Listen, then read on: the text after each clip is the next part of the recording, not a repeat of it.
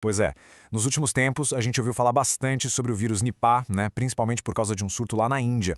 E aí, claro, surgem muitas dúvidas. Por isso, aqui a gente vai direto ao ponto. O que é esse vírus e, o mais importante, qual é o risco real para o Brasil? E ó, tudo com base em informação oficial, direto do Ministério da Saúde. Então, vamos direto para a pergunta que todo mundo está se fazendo. A pergunta que realmente importa. Com essas notícias da Índia, é super natural a gente se preocupar. Será que existe mesmo uma ameaça para o Brasil? O vírus Nipah pode chegar e se espalhar por aqui? Olha, e para não deixar ninguém ansioso, a gente vai fazer o caminho inverso. Vamos começar já pela conclusão, pelo que dizem as maiores autoridades de saúde, tanto aqui no Brasil quanto lá fora. E a resposta, felizmente, é bem direta e tranquilizadora.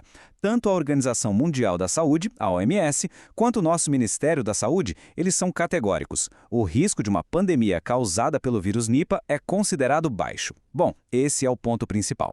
Mas por quê? Por que essa avaliação é tão segura? Vamos entender os dados que levam a essa conclusão.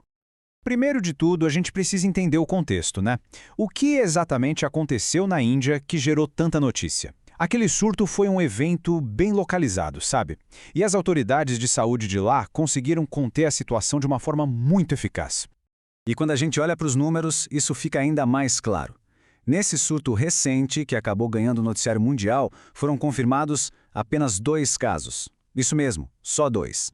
A partir desses 2 casos, o sistema de saúde de lá agiu rápido. Eles monitoraram 198 pessoas que tiveram algum tipo de contato com quem estava infectado. E a notícia mais importante é que todas essas 198 pessoas testaram negativo. Isso mostra que o trabalho de rastreamento foi super eficiente. E o resultado final de tudo isso? 0. Nenhum caso de disseminação internacional. O vírus não saiu de lá. O surto ficou totalmente contido naquela região específica da Índia. Tá, mas então por que o risco para o Brasil é considerado baixo? Tem alguns motivos bem importantes, quase como barreiras naturais. O principal de todos é biológico. O hospedeiro do vírus, o animal que é o principal reservatório dele, um tipo específico de morcego, o morcego frutífero, ele simplesmente não existe no Brasil. Além disso, tem a questão geográfica. Se a gente olhar o histórico, todos os surtos de Nipah até hoje aconteceram lá no Sudeste Asiático, bem longe daqui. E, para completar, tem a própria característica do vírus. A transmissão dele entre pessoas não é algo comum, é considerada rara. Ok, acho que a parte mais urgente, que é sobre o risco para o Brasil, ficou clara, né? A situação é de tranquilidade. Então agora vamos dar um passinho para trás e entender um pouco melhor. Afinal, o que é esse tal de vírus Nipah? Para começar, o Nipah não é nenhuma novidade. Ele foi descoberto lá em 1999, na Malásia.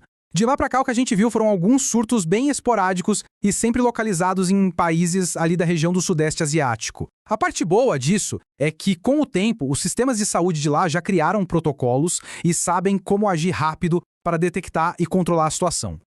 Tem um conceito que é fundamental para entender o Nipah. É uma doença zoonótica. O que isso quer dizer? Simples. É uma doença que passa dos animais para os seres humanos. No caso do Nipah, o ciclo começa com aquele morcego frutífero. Ele pode contaminar frutas ou outros alimentos com saliva ou fezes. E aí as pessoas acabam se infectando ao consumir esses alimentos. Isso só reforça porque o fato desse morcego não viver aqui no Brasil é um fator de proteção gigante para a gente. Tudo bem, a gente já entendeu que o risco é baixo. Mas isso quer dizer que o Brasil não faz nada, que fica só esperando? De jeito nenhum. Muito pelo contrário. Vamos dar uma olhada em como o nosso sistema de saúde está sempre preparado para esse tipo de ameaça. E aqui está um ponto crucial. O Ministério da Saúde não age só na reação, ele é proativo.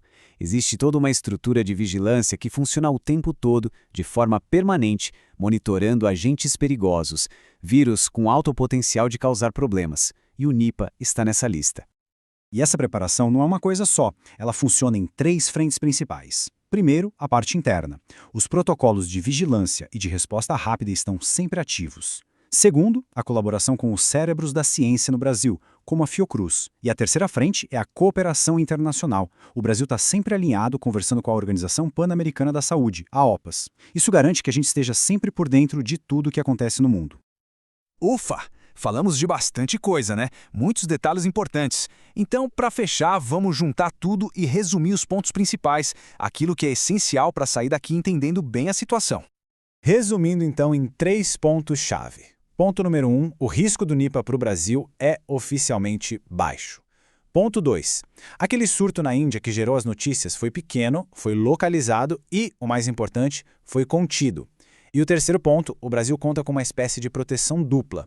De um lado, uma barreira natural, porque o morcego que transmite o vírus não vive aqui, e do outro, uma barreira de saúde pública, com o nosso sistema de vigilância sempre de olho. E para a gente terminar, fica uma reflexão. Esse caso do Nipah é um ótimo exemplo de como é importante a gente buscar informação clara, de qualidade, que venha de fontes confiáveis. Em um mundo com tanto alarme e desinformação, entender os fatos não só nos deixa mais calmos, mas também nos torna cidadãos mais conscientes e fortalece a confiança no nosso sistema de saúde. É isso, até a próxima!